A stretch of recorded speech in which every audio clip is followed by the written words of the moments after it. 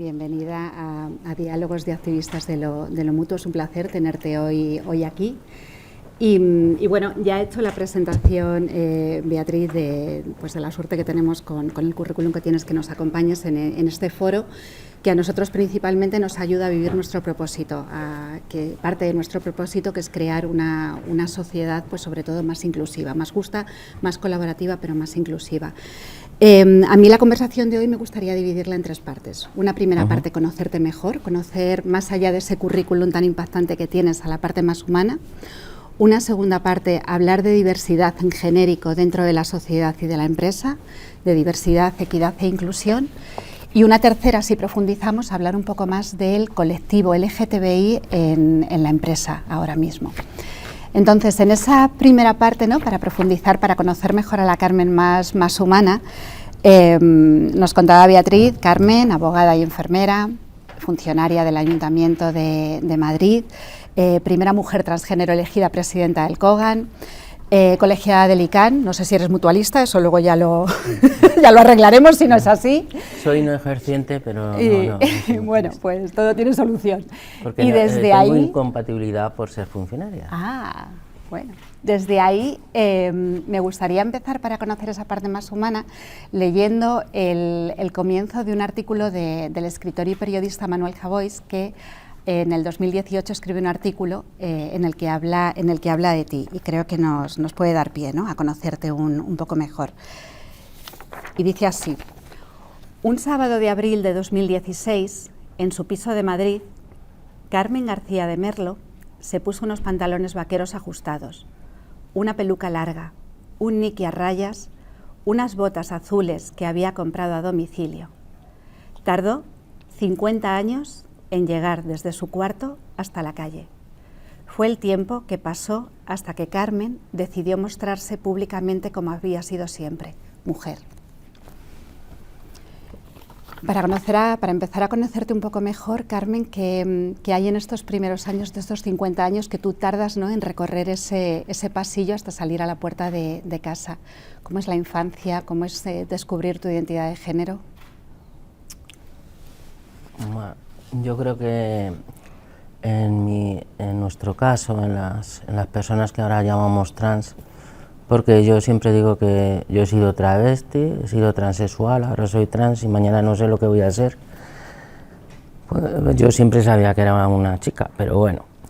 Y lo sabes, vamos, yo en mi caso y en muchos casos que yo conozco, lo sabes con 4 o 5 años, la mayoría de las veces, no siempre, pero la mayoría de las veces no sabes por qué. No sabes el por qué, pero sí no te sientes, o sea, no te ves como, o sea, no te ves como te ves en el espejo, tú, y te gustaría verte de otra manera. Entonces eso, a los 4 años yo jugaba con mi hermana y eso, tengo recuerdos, porque claro, te regañaban y eso, y hay gente ahora pues que lo dice y tiene apoyo de los padres y eso, pero antes era difícil, antes lo decías o te llevaban al psiquiatra o te llevaban al cura, o sea, o estábamos locas o éramos pecadoras. Entonces, pues yo en mi caso lo escondí y seguí toda la vida con eso, luchando contra eso un poco. Como digo yo muchas veces, tuve que ser ambidiestra cuando yo era zurda, aprender a vivir de otra manera, distinta a la que yo era, porque la sociedad que me tocó a mí de los años 60, 70, pues no.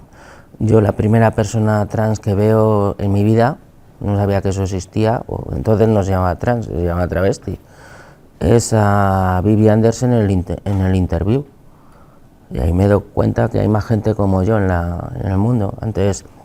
Antes no había internet, no había nada de esto, ahora es otra historia. Y de esto tampoco es que se hablara mucho, entonces pues, en esa España de la transición fue cuando yo me entero de quién soy.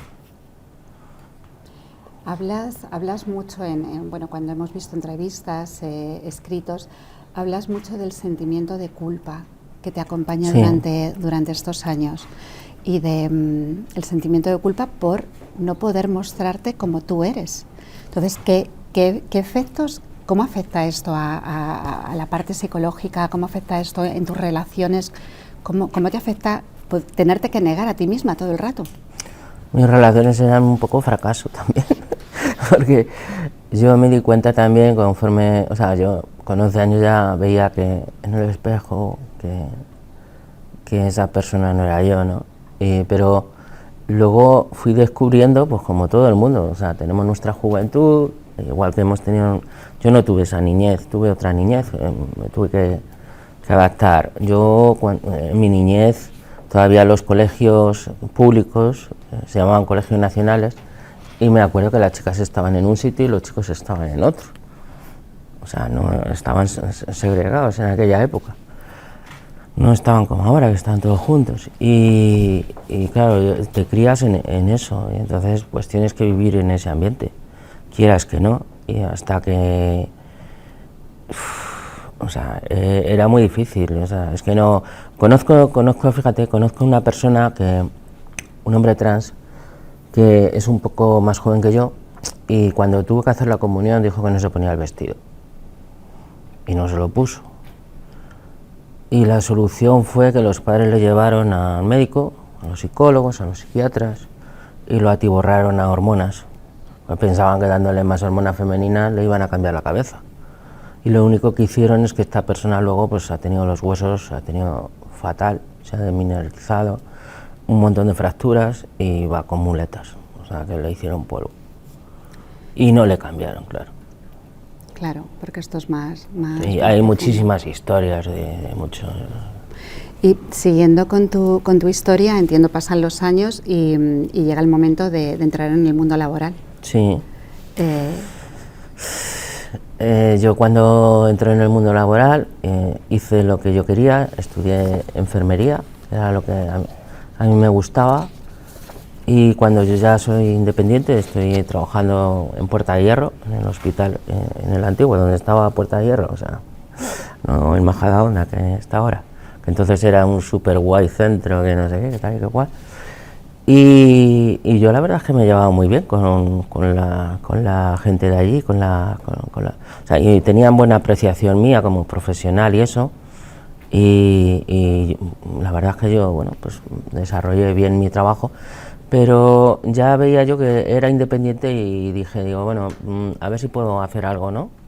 Eran mediados de los 80, y fui a Barcelona, conocí a personas que eran como yo, que venían de toda España, y vi en las condiciones que vivían.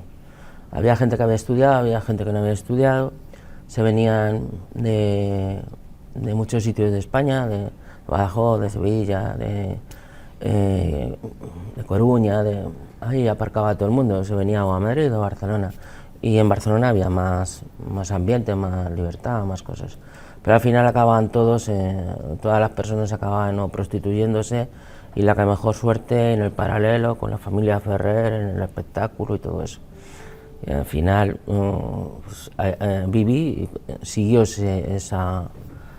Andersen siguió esa trayectoria, y lo que pasa que luego dejó lo de la familia Ferrer, del paralelo y demás, que ganaba un montón, y se cogió con la compañía de Juanito Navarro, ya empezó, pero es que era lo único que había, o sea, es que no, y estaba el tema del SIDA también, y un montón de enfermedades, no había tratamientos ni seguimientos médicos, y la gente caía pues como moscas, murió mucha gente. Entonces yo decidí irme de España y me fui a Reino Unido, a ver si allí empezaban las clínicas de cambio de sexo. Yo era enfermera y digo, pues a lo mejor, oye, por aquí tengo una salida, ¿no? Pero bueno, la vida es la que es y luego la salida fue otra. o fue más tarde la salida. Yo te he escuchado decir que al final, bueno, fue un poco una elección, ¿no? Tener una vida profesional muy gratificante como abogada y como enfermera ha tenido que convivir con negar tu identidad. Sí, siempre ha sido una cosa que no se lo dije a nadie hasta el año 2016. Bueno, estas personas lo sabían, claro, de Barcelona, pero fuera de esas personas nadie, ni de ningún ámbito, ni familiar, ni de ningún tipo, sabía nada. Yo me acuerdo cuando fui al psicólogo a Kogan, que llamé al psicólogo, pues yo en un momento que tenía ansiedad, tal, depresión, tal, y digo, pues me voy de aquí, yo ya no quiero sufrir tanto. Y no sé, un día que estaba llorando en casa, estaban allí mis hijos estudiando, yo tengo 2 hijos, me casé, por eso me vine otra vez a España. y joroba, pues llamé a Kogan, no sé por qué, pero llamé a Kogan. Y bueno, pues la verdad es que estuve 8 meses con el psicólogo y al final decidí ser yo. Y yo siempre digo que dejé lo que amaba para amar lo que era. Dejé a mi familia. Y elegiste, yo te he escuchado en una entrevista, ¿no? Llega un momento en que decides o no ser. Ser o no ser. O ser y decides. O ser yo, sí. Y decides ser. Has mencionado antes años 80, años 90, que es cuando tú entras en el mundo laboral y me gustaría ir un poco más ya hacia el tema de diversidad en el mundo de la empresa. Yo creo que afortunadamente han cambiado mucho las cosas desde los años 80 y los años 90, o estamos en aras de cambiarla. Hay datos que nos dicen que todavía nos queda mucho por recorrer y me gustaría comentar algunos de estos datos más de temas de diversidad en genérico, a ver qué te parecen, ¿no? Pero todavía hoy en la situación actual, en el mundo de la empresa, menos de 4 de cada 10 directivos españoles no tienen asumido que parte de su gestión es hacer un liderazgo inclusivo, ¿no? Son muchos todavía los que no lo han integrado en su gestión de personas. De las personas con discapacidad, solamente un 35% de las personas con discapacidad en edad activa en el mercado laboral, solo un 35% están trabajando. Eso en discapacidad. Y luego en el colectivo LGTBI, a mí me abrumaba todavía leer que un 40% de los trabajadores LGTBI aseguran que han sufrido algún tipo de agresión verbal en sus centros de trabajo. Es tremendo. Entonces, desde toda la experiencia que tú tienes, ¿no?, que has vivido en los dos lados del armario, vamos a decir, dentro y fuera. ¿Cómo crees realmente que puede ayudar cómo podemos convencer de cómo ayuda a una empresa de verdad vivir la diversidad, la equidad y la inclusión de una manera más viva? ¿Qué nos trae de positivo? Yo creo que la empresa está formada por personas y cada una, sea al nivel que trabaje, sea directivo, sea un profesional cualificado o lo que sea, o cualquier trabajador, o sea, lo que eso todo es un engranaje, y el engranaje ese está, como digo, formado por personas, y las personas, para bien y para mal, somos lo que somos y somos diversas. Entonces no puedes dejar lo que la empresa busca es que tú trabajes y desarrolles tus conocimientos o tu trabajo mental o bueno o físico, lo que sea, en ella y formes una parte más de lo que es la empresa y ya está. Pero es que independientemente de eso, es que somos, como personas, no podemos dejar de ser lo que somos. Y como te decía también antes, pues es que las personas somos hombres, somos mujeres, somos altas, somos bajas, somos racializadas, que se dice que, pues eso, pues aquí estamos en España, por la que no sea blanca, que tal, bueno. En fin, tenemos distintas religiones, y eso es una característica de las personas, y en esas características entra la diversidad. Es decir, yo puedo tener una orientación o una identidad distinta a la tuya, y ya está, pues como lo demás, exactamente como lo demás, como tú has dicho. Y eso a lo mejor cuesta verlo, pero yo conozco gente, personas trans, mujeres trans, que están en cargos directivos de algunas empresas, en el BBVA, por ejemplo, o una que era ingeniera de telecomunicaciones en Telefónica, y cuando hizo la transición, pues a Telefónica le daba lo mismo, que fuera una mujer, que fuera un hombre. El caso es que era ingeniera de telecomunicaciones y hacía su trabajo. O sea, no, conflicto no había ninguno, a no ser que lo creemos. Es decir, podemos, eso sí, igual que podemos traer conflictos fuera de la calle a la empresa, o sea, de la calle a la empresa o de nuestra familia a la empresa, pues como... Pero bueno, para que la empresa funcione bien, las personas tienen que estar bien. Y eso también, la empresa a fin de cuentas tienes que ser consciente de eso, que no es tanto la persona como es, sino lo que desarrolla en el trabajo y la calidad de el ambiente, la empatía entre unos y otros y demás, lo que llamamos muchas veces, ay que no me sale, el estar bien, o sea, en el trabajo, pues eso lleva a que pues a conseguir los objetivos que la empresa quiere. Vamos, yo creo que es una cualidad más de todas las muchas que hay y que eso no se puede quitar de una persona. Cuando una persona, es verdad, piensa, claro, si una persona es discapacitada no puede decir no soy discapacitada al estar en la empresa. Pero cuando tiene otro tipo de lo que he dicho, de cualidad, pues sea la religión, o sea las ideas, o sea, cada una somos como somos. Y a lo mejor pues en la empresa se lo calla, porque piensa que eso, y eso pasa pues en el colectivo LGTB pasa. Pues, claro, a nosotras nos pasa a las personas trans, como hacemos la transición, pues claro, pues se nota, o sea, no podemos decir, oye, que no, porque, y luego también es muy importante que los compañeros y las compañeras de trabajo, pues si tú vas a hacer la transición y lo vas a hacer ya una vez en el trabajo, que no vienes con ella de casa, como digo yo, pues ellos también hacen la transición contigo. Yo en mi caso fue así, o sea, yo me acuerdo de ver un documental de Estados Unidos, hace ya mucho tiempo, de una chica que de golpe y porrazo se presenta de un día para otro. Claro, la gente entró en shock. Esto que ve, o sea, está loca, o sea, está, bueno, una loca que ha venido por aquí, yo qué sé, perdió el trabajo, claro, o sea, tenía muchos problemas. Yo, fíjate que mi empresa es el Ayuntamiento de Madrid, que llevo ya 32 años allí, pero claro, la gente me conocía todos esos años pues como con otro nombre, o sea, de otra manera. Y cuando yo llego allí, voy uno a uno preparando un poco el terreno. Y yo se lo dije a mi jefa, y se lo dije al jefe de recursos humanos, a Jesús, que Jesús no lo entendía, Jesús no lo entendía porque me decía, bueno, pues cuando lo vayas a hacer y tal, pues te vienes aquí a hacer pis a la 8ª planta. Digo, pero yo, Jesús, yo estoy trabajando en la primera, o sea, me meo en el ascensor cuando llegue, joder. Y es que se lo tenemos que decir, no sé qué, y ya, pues cuando yo hice la transición, cuando yo ya hice las cosas, o sea, yo iba distinta, o sea, yo ya cuando voy vestida como Carmen y como una más, yo empiezo a usar el servicio de mujeres y mis compañeras no tuve ningún problema con ellas.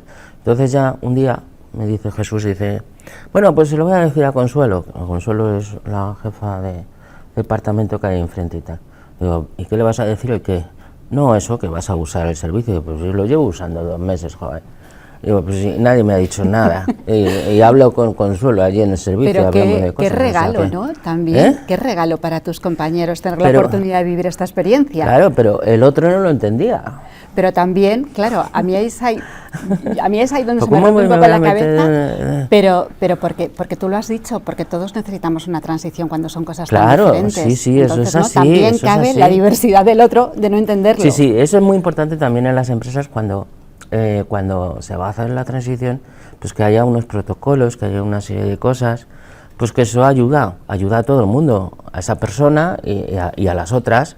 Yo te pongo un ejemplo, yo siempre tenía un amigo, el único amigo que yo he tenido que se ha muerto, el pobre, pues se jubiló y se murió, también de la marinera. Y pues iba yo al bar con él a desayunar todos los días y demás, y yo hablaba con los veterinarios que eran de seguridad alimentaria y tal, y todo. Y entonces dejaron de hablarme, la gente dejó de hablarme, somos 200 y pico allí, y yo, pues claro, pues yo no sabía tampoco. Y un día le cogen al otro, a Jerónimo, y le dicen, oye, dice, ¿cómo le hablamos ahora? Digo, pues como, y le dice el otro, pues ¿cómo le vas a hablar? Pues como siempre, si es la misma persona, joder. O sea, es que... A mí escuchando eso, lo que me surge es que también hay mucho miedo por el otro lado, ¿no? Sí, sí, de cómo sí, le voy a tratar, sí, de cómo sí, le voy sí, a sí. hablar, de mucho desconocimiento. Ya, por eso, además de los protocolos y todas estas cosas, yo se lo dije a Jesús y se lo dije a los concejales y bueno, pues que en el ayuntamiento pues que había también un poco que informar a los trabajadores de todas esas cosas, un poco para que lo conozcan, para que puedan empatizar con la gente y no, porque yo pienso que muchas veces que el desconocimiento de las cosas lo que hace es la inseguridad, crea inseguridad y esa inseguridad puede crear rechazo. Entonces, conociendo las cosas, pues tú ya eres más libre de aceptarlas, no aceptarlas o lo que sea, pero la falta, muchas veces no se habla y hay una falta de conocimiento de todo eso y entonces no ayuda a establecer las relaciones. En mi caso y en los casos, en todos los casos, o sea, LGTB, Sí. hablo de lesbianas, hablo de gays, que tienen parejas, que tienen hijos, que tienen, o sea, y todo eso pues no lo sacan tampoco en la empresa muchas veces. A mí hay un concepto que me gusta mucho.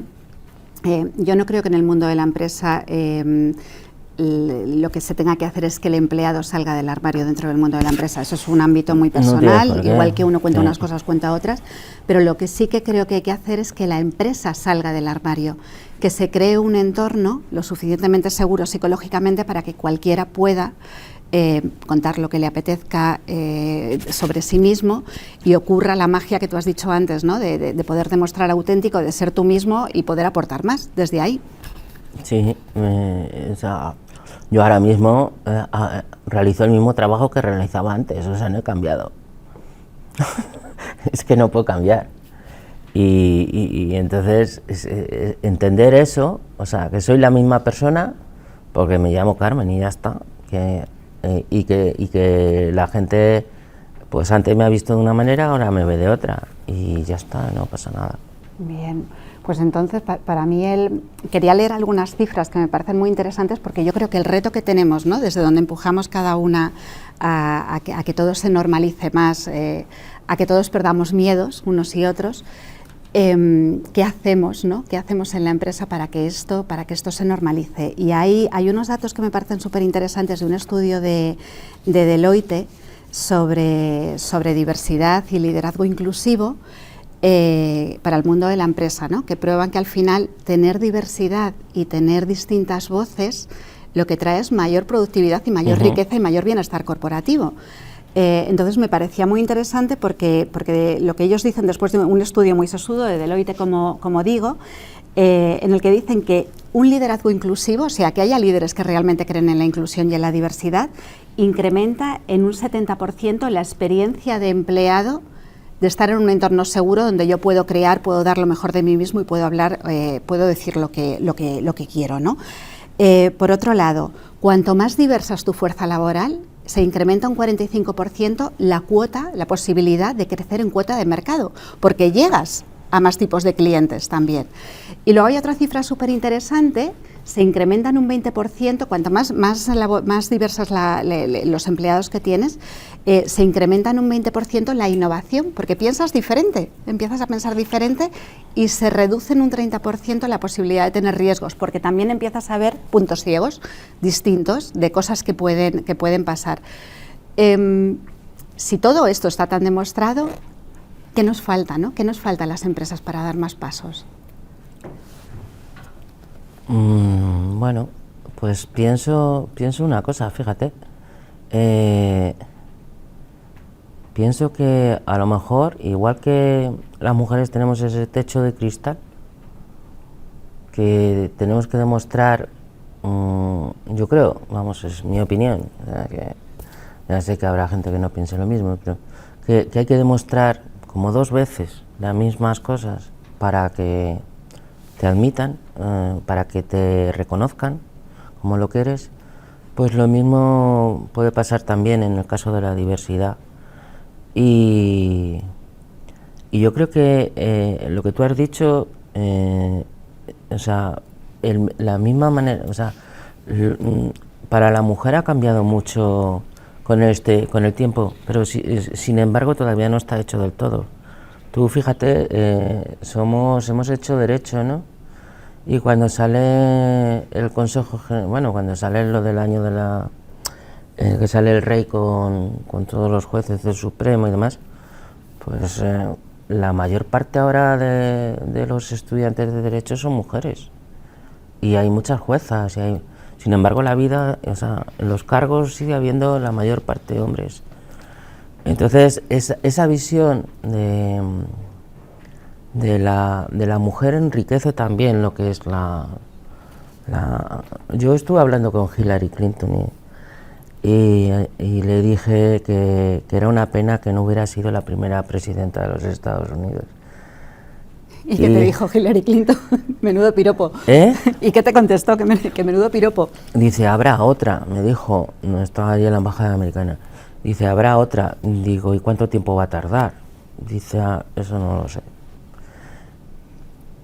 Claro, es que yo cuando te escucho decir esto, creo que nos falta tiempo, o sea, que necesitamos todavía más historia. Que yo que llevo ya muchos años trabajando, ¿no? Que 25 decía Beatriz que yo no me había parado a contar los que eran tantos, yo he visto cómo ha ido evolucionando el tema de diversidad y ya de manera más personal, pues la diversidad de género, la diversidad senior, que yo también empiezo a estar en ese colectivo. Y han pasado cosas muy maravillosas, ¿no? Para empezar, que nos hemos sensibilizado. Yo me acuerdo cuando empecé a trabajar que es que de estos temas ni se hablaba. Y como no se hablaba, no ocurrían. Entonces, ahora están en las conversaciones, están en las empresas, están en los objetivos.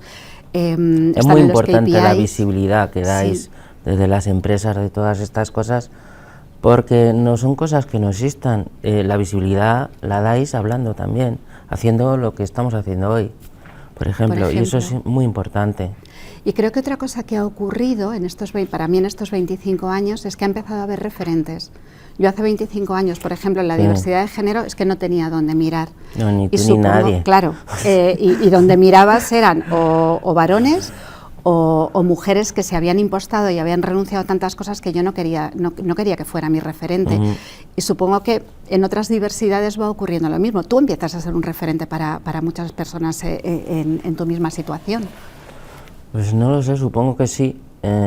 O sea, mi caso concreto ha sido, o sea, como digo yo, soy una mujer pública, en el mejor sentido de la palabra, porque ya sabéis que los adjetivos y los apelativos de las mujeres pues muchas veces se entienden de distinta manera. Y desde el principio la verdad es que yo siempre he dado la cara y he sentido la necesidad de dar algo de devolver algo de lo que a mí me habían dado, porque yo de verdad estuve muy mal, o sea, yo si no hubiera llamado ahora mismo no estaría hablando aquí. Entonces yo sentí la necesidad de devolver algo y ese devolver algo era, bueno, poner la cara. Y cuando has hablado de lo de Javois, cuando salió en El País, en el Dominical, ese artículo, al día siguiente tuve como 5 o 6 mensajes de Facebook y en otras redes sociales. Entonces había un mensaje, me acuerdo, que decía que era directivo de una multinacional, que vivía en Sevilla, que tenía 3 hijos, estaba casado y que le pasaba lo mismo que yo. ¿Qué hacía?, me dice. Digo, pues no sé. Digo, yo he ido al psicólogo y me lo he pensado. Y digo, ya, hay gente que pierde unas cosas y gente que pierde otras. Tú has hecho una vida y no, a lo mejor pues no vas a seguir teniendo esas cosas. Entonces es una elección tuya. Pero yo sé que también no sé lo que pasaría con esa persona. Yo sé que a otras personas sí les he ayudado, o sea, han pedido mi ayuda y yo dentro de mis posibilidades eso lo he hecho. Qué generoso, claro, tú eres un activista al final. ¿no? En este diálogo de activistas sí, que devolver tenemos. un poco lo que a mí me habían dado. Para mí eso es el activismo. Eso es el activismo. Sí. Esto me lleva, tú fuiste la primera presidenta, de Kogan. ¿Qué es Kogan y cuál es el propósito de Kogan? La primera presidenta trans, quieres decir, o transgénero, como sí. quieras llamar. Sí, porque primeras presidentas no ha habido otras, ha estado Gotti, ha habido mucha gente. Bueno, pues yo creo que es que estaba en el momento oportuno, en el sitio oportuno, porque se acababa la presidencia del que estaba, de Jesús, y yo estaba destacando en ese momento allí en Kogan, o sea, estaba dentro del grupo Tras Kogan como coordinadora, haciendo escritos tanto para la Comunidad de Madrid como para el Registro Civil, como para la jueza encargada del registro, que le saludo desde aquí, y en la Comunidad de Madrid, en Sanidad y demás. Claro, pues yo no hacía nada más que escritos para la gente y esto, y bueno, pues yo qué sé, se fijaron en mí y me lo propusieron, y como yo no sé decir que no, pues me metí en el ajo. Así, o sea, yo como decía, si soy una baby, si yo, mi primer orgullo es en el World Pride, en el 17, o sea, yo no he ido antes a nada. Y bueno, pues ahí hice lo que pude y la historia me juzgará. Me tocó la pandemia, me acuerdo lo de Ciudadanos, en fin, la verdad es que me llevo bien con los de Ciudadanos, o sea que no, pero en ese momento tuve que quitar el Twitter un mes. Y yo qué sé, pues, me ha tocado un montón de cosas, las leyes actuales, y bueno, pues lo he intentado hacer lo mejor que he podido y he sabido y ya está. Las leyes... Fíjate, había una cosa, quiero decirlo aquí, cuando a mí me lo han dicho, porque yo no lo sabía, que cuando me eligieron dentro del colectivo, no te estoy hablando de una empresa, bueno, también tenemos empleados, pero dijeron, han cogido a una loca. Porque las mujeres trans, para personas que son del colectivo y que no son del colectivo, pues una loca. Claro, pues yo les tuve que cambiar la idea. Y yo creo que eso las cambié. ¿Algo clave en ese cambio de ideas que pudiéramos aprovechar desde el mundo de la empresa? No lo sé.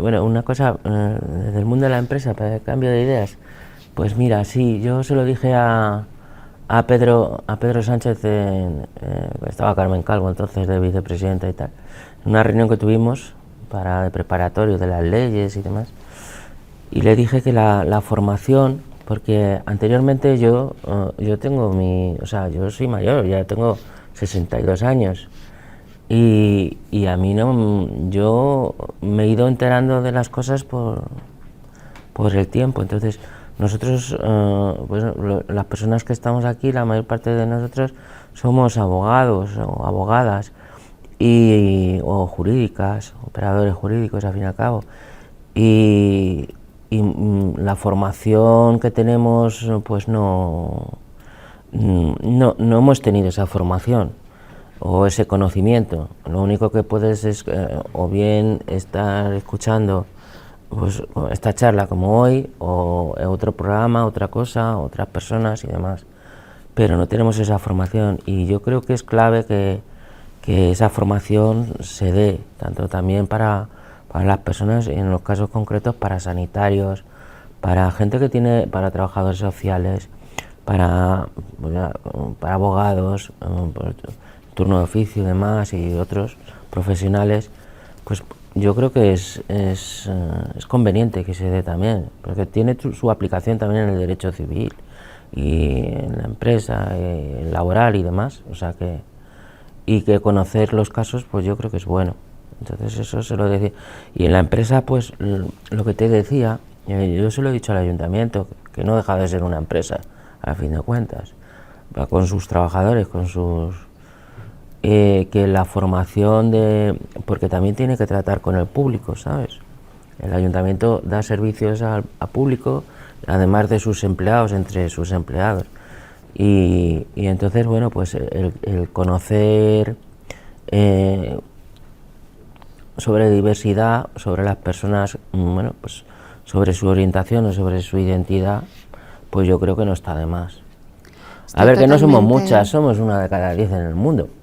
Y trans somos, nada, 50.000 en España, así es que, o sea, 47 millones, ¿no? Pues, qué poquito esfuerzo somos, para... O sea, tampoco es, esto no es una estadística. Yo estoy de grande. acuerdo con lo que comentas. De hecho, mi teoría es que la diversidad y que contratar sí está muy bien, pero si no está seguida de buenas políticas de inclusión, no sirve para nada, porque nos quedamos en silos, nos quedamos en crear silos, que los silos normalmente generan malentendidos, ¿no? y conflictos, y unas políticas de inclusión es lo que hacen que esa diversidad tenga voz, que esa diversidad se le escuche y que se convierta en una ventaja competitiva, sobre todo hablando del mundo de la empresa. Que ese talento, esa diversidad de talento de distintas formas de pensar acabe sumando para una organización más humana, pero también para nuevas ideas, para nuevos lanzamientos de productos, ¿no? Creo que es clave esa inclusión. ¿Y te parece a ti como de recursos humanos que personas que tú tienes dentro de tu empresa te propongan ideas de este tipo y las podáis llevar a cabo? Pues yo diría en otro entorno, me alegra que me hagas esta pregunta, ¿no? Porque nosotros somos muy preguntones dentro de Mutualidad y sí hacemos de vez en cuando encuestas para ver dónde estamos y para ver qué más podemos hacer. Porque claro, estamos cegados al final, ¿no? Con nuestro propio punto de vista y no se nos ocurre.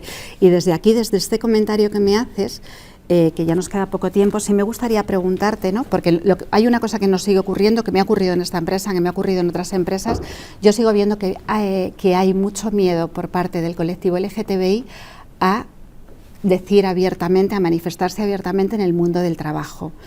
¿Qué podemos hacer para que esto se normalice, se naturalice más y podamos sacar, que no es por saber, pero podamos sacar lo mejor de esas personas para que se sientan cómodas, para que sean auténticos, para que no haya esa negación que tú has narrado al principio de la entrevista? ¿Qué podemos hacer desde el mundo de la empresa? Pues sobre todo crear un ambiente favorable, porque muchas veces, lo digo porque el colectivo LGTBI dice, nos sentimos seguros en Chueca. ¿Y en tu barrio no te sientes seguro? Pues a lo mejor no, porque mira, está fulanita que me conoce, la otra de no sé qué de toda la vida, la otra es amiga de mi madre, la otra no sé quién. Entonces, si tú creas un ambiente seguro, por decirlo de alguna manera, donde eso se vea normal, pues esas personas no tendrán por qué estar en el armario.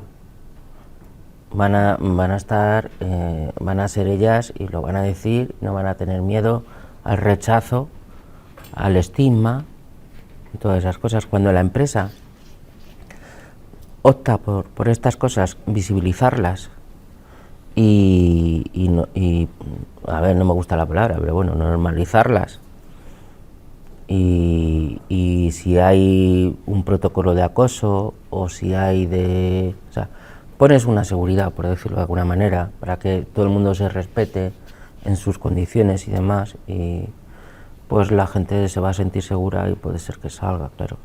O sea, crear entornos más seguros. Y desde tu experiencia, Carmen, ¿no? Si tuviéramos un momento ideal, una empresa que empieza en esto de la diversidad, has dicho normalizar, lo vamos a poner entre comillas, ¿cuál podría ser el primer paso para una empresa que quiere crear un entorno diverso, que quiere crear un entorno seguro, donde, bueno, pues donde las cosas salgan de manera natural? ¿Cuál sería ese primer paso para crear ese entorno? Pues yo creo que dentro de lo que son las políticas de la empresa, mira, te voy a poner un ejemplo. Yo trabajo en el ayuntamiento.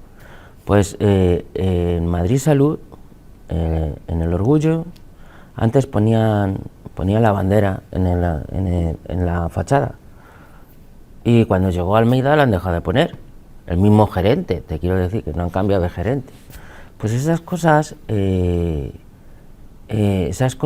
que son visibles, que también o sea, pues tenerlas. Hay sitios que yo he visto de ayuntamientos también o de otras empresas, que cuando llega pues lo del orgullo ponen la bandera. La bandera no es una bandera de ningún país, es una bandera que te dice que bueno, pues es un día de los derechos humanos de esas personas y ya está. O sea, que están celebrando, pues eso, que llega el orgullo, que fue un día de protesta y ese día es el que se recuerda todas aquellas cosas y es reivindicación, que puede haber fiesta, pero lo principal es la reivindicación. Y tenerlo también en la empresa, toda esa serie de cosas, pues yo creo que ayuda. Ayuda a que la gente que está ahí sienta, pues mira, no estoy sola, no estoy solo, ¿no? A un entorno más seguro. Un último mensaje. Ciertos gestos. Ciertos gestos. Un último mensaje para los que nos están escuchando, nos están viendo.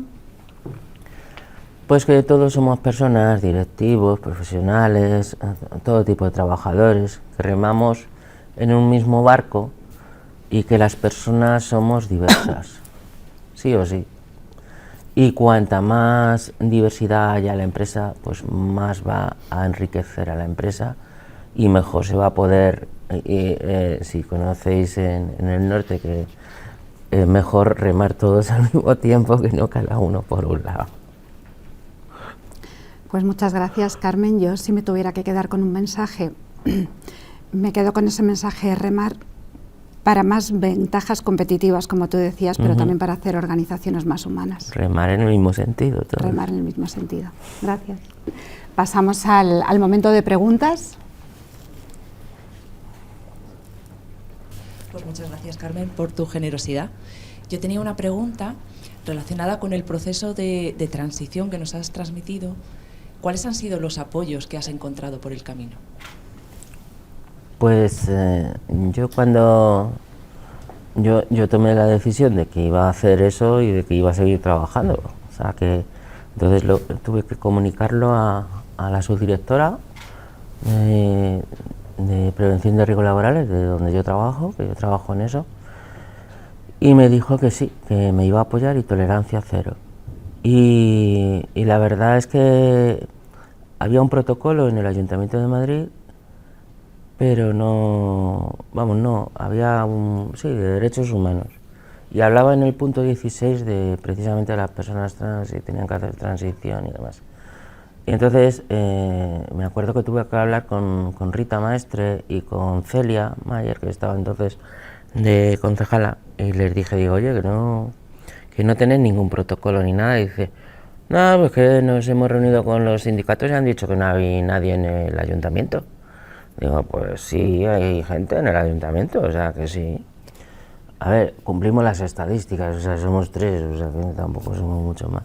Pero bueno, de 28.000. Pero había gente, y luego pues 2 políticos se han aprovechado también de ese protocolo que se hizo y demás. La verdad es que yo no he encontrado rechazo. Hombre, el rechazo era en el momento de la transición, antes de cambiar a esta ley, que había otra, que yo llevaba un DNI con un nombre y una apariencia. Entonces, me acuerdo que llamabas, no tenías el correo cambiado, bueno, era un poco follón porque tenías que estar dando explicaciones a todo el mundo de quién eras. Me acuerdo que cuando fuimos al CISEN, a la sala de pantallas donde está todo lo que tuve que ir allí a medir una radiación electromagnética, y llegamos allí y el policía que había ahí en el control nos pidió a mi jefe y a mí las tarjetas corporativas. Y claro, pues mi jefe dice, pues Carmen y Alberto. Y dice, aquí no pone Carmen. Y puso el otro, y digo, bueno, pues vale. O sea, 2 cosas de esas. O sea, ahora todo eso con la ley todo eso se ha cambiado. Pero vamos, a mí me tocó el rollo ese de estar un tiempo con 2 identidades, por decirlo de alguna manera. Y eso era lo peor que yo tenía, porque tenía que estar dando explicaciones a gente que no me apetecía dar explicaciones. Porque tengo yo que decirle a todo el mundo quién soy, pero claro, no había otra manera. ¿Usted qué opina de que haya partidos que introduzcan odio al LGTBI y que este año haya sido que haya habido muchas agresiones a chicos de LGTBI? Bueno, pues yo siempre, o sea, lo de las agresiones yo siempre lo he dicho, ahora se pone el iceberg por todos sitios, pero la que empezó con el iceberg fui yo. Pero bueno, era la punta del iceberg, porque muchas veces no se hacen, o sea, pensamos lo que nos llega de agresiones y de cosas es lo mínimo que la gente denuncia, pero hay muchas veces que la gente no denuncia. Entonces hay un montón de hielo debajo que no se ve, y la verdad es que sí hay discursos de odio y han aumentado los discursos de odio, porque nosotros, por ejemplo, en Kogan llevamos desde 1994 yendo a colegios, institutos y demás, pero no porque se lo ofrezcamos nosotros, sino porque hay un caso de algo y nos llaman y vamos. A los que vamos es porque nos llaman, no porque vamos allí vendiendo papeles. Y en estos años últimos, pues sí hemos tenido rechazo, no por el instituto, sino por los alumnos. Nunca nos había pasado de que los educadores tenían que haber dejado la charla por los alumnos, no por el colegio, no por los profesores, sino que los alumnos vienen de su casa con unas ideas que antes no tenían, o han cambiado. Antes había más tolerancia, o era lo políticamente incorrecto, y ahora no. Ahora hay mucha libertad para decir las cosas y se dicen abiertamente. Y sí hemos notado que hay más rechazo, y claro, y todo esto pues redunda en eso también. Hay muchos chicos jóvenes además, o sea, sí. ¿Y qué le dices a toda esa gente que está difundiendo odio? ¿Qué le diría? Sí. Pues que el odio engendra violencia, y ellos, a fin de cuentas, son responsables de lo que luego pase, o corresponsables de esas cosas, sí. Hola Carmen, hola Beatriz, muchísimas gracias a las dos por todo esto que nos han contado. Realmente es bueno escuchar todo esto. Y mi pregunta va para Beatriz, y quería saber desde Mutualidad o desde la compañía qué se está haciendo para, como dijiste antes, crear ese espacio psicológico, o para que la empresa también sea mucho más inclusiva, diversa. Bien, gracias María por la pregunta. Como decía antes, han pasado muchas cosas que nos están ayudando a que en estos 25 años cambie la mirada sobre la diversidad. Entonces hay una parte que ha cambiado que es muy interesante, decía antes, la sensibilización y también la legislación. Entonces hay una primera parte de cumplir con la legislación, que se la estamos haciendo de manera como muy efectiva y con mucha conciencia, pero no solo por cumplir y poner el tic de cumplir, sino para que sirva para algo más, que es la belleza, ¿no?, al final de cumplir la ley con un fin más profundo. Entonces, eso que vaya por descarte. Y luego, bueno, otra cosa que estamos haciendo que es también muy importante es que es parte de nuestros objetivos estratégicos. Se mide, y como se mide, como diría Peter Drucker, existe. Entonces, hay iniciativas ex profeso que están mirando directamente a los objetivos estratégicos y, por lo tanto, a los números, a lo que se mide, que inciden en diversidad y que inciden en mejora de resultados. Bien, pues desde aquí terminamos. Quiero darte las gracias, Carmen, por tu generosidad compartiendo, por hablar de algo que, bueno, pues que hay dolor detrás, y siendo tan generosa, devolviendo esa parte a la sociedad que tú dices que has recibido, por tu valentía.